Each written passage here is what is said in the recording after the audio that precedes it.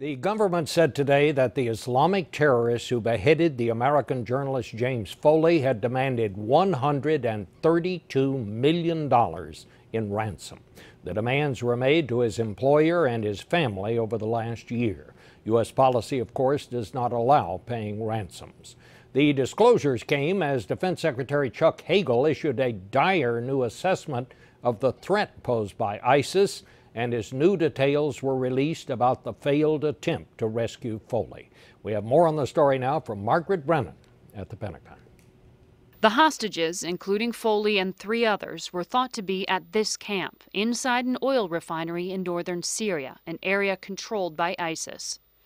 24 Special Operation Forces commandos dropped from Black Hawk helicopters outfitted with stealth technology to avoid detection.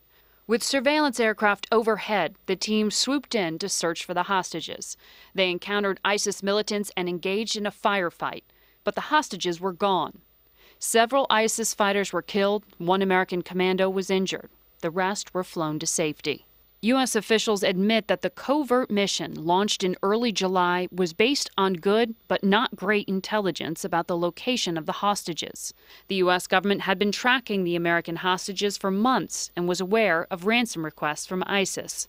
Defense Secretary Chuck Hagel told reporters the mission was launched because the hostages' lives were thought to be in imminent danger. It's the responsibility of our government and our leaders to do all we can to take action when we believe there might be a good possibility, a good chance to make a rescue effort successful.